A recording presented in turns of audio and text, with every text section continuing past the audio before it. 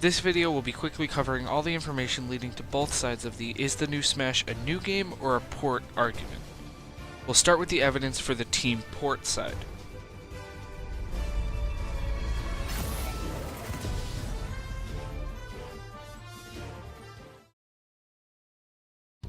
The first argument is that it hasn't been enough time since the last game was released.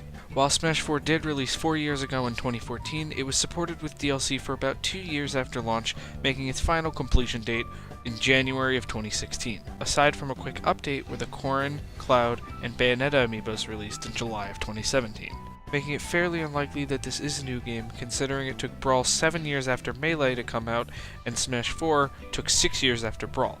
The counter-argument to this is the actual development time of the previous games. Melee released only 2 years after Smash 64, and Smash 4 only took about 2.5 years to develop. We know this because Sakurai had not started development on Smash 4 when it was announced in 2011. Once that game was complete, he began work on Smash 4. We know that no previous work was done on the title, as when he was asked if certain characters were returning, he said that he had not yet decided on the roster, which he also previously stated is the first thing that is done for any new Smash game. All this meaning that development for Smash 4 began in late 2011 and finished around late 2014, giving about 2.5 years of a development cycle. This means that it's very plausible for a new game to have been developed between 2014 and now, even if the title wasn't given the team's full attention because of the DLC for Smash 4. This one's a bit more subjective, but the style of this game is very similar to Smash 4's marketing and trailers. This might imply a port, as every Smash game style is immediately recognizable, unless you're looking at Kirby. However, Sakurai has previously stated that he prefers the brighter colors of Smash 4 to the dulled colors of the older games, and I'd have to say that I agree with him on that. My opinion aside, Sakurai could simply be reusing the style for simplicity of development, or just because he likes it. Another point, which I believe has a fair amount of merit, is that Nintendo wouldn't announce a new Smash game outside of E3. Smash Bros. Generates a lot more hype than any other Nintendo franchise, with its only possible rival being Pokémon. When it comes to big E3 announcements, nothing beats a new Smash game, and it's pretty unusual for them to drop such a huge bomb in the middle of March only 3 months before E3. But honestly, that's it for Team Port's evidence. From here on, it's mostly Team Smash 5 stuff. So let's get the big one out of the way first, the copyright date. In the new trailer is a copyright date of 2018. Now, as far as how remakes and ports work with copyright dates, generally both the year of the original game and the year of the port/remake are displayed. If this was a port, then the date would be displayed as 2014-2018. However, back when Mario Kart 8 Deluxe was announced, and even still now, the copyright date is listed as just 2017, without the date of the original being listed. This could explain away the copyright evidence, but that's pretty much up to you at this point. Next point.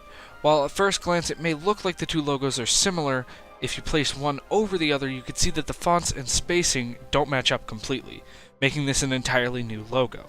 Clearly the point here is that a port wouldn't require a new logo as it can just share the logo of the old game. This is another subjective point, but it's probably still worth mentioning. If this was just a port, why wouldn't they make that clear from the get-go?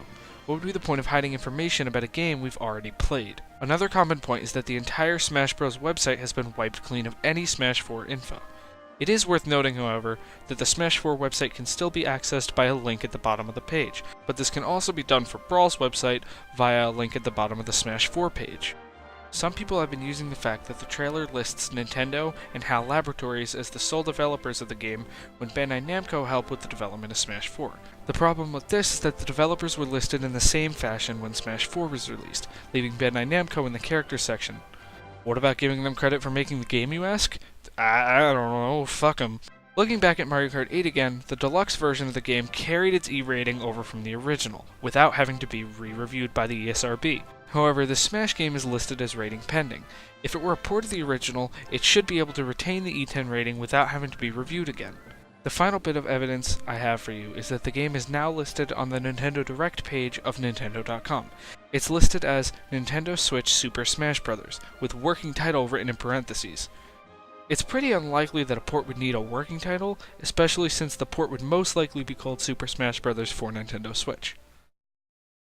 Well, that's everything I could dig up. Let me know if you think I missed anything, or what you think a new Smash game would look like.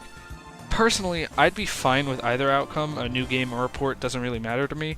I just want Smash Bros. On my Switch. But, yeah. Bye, I guess.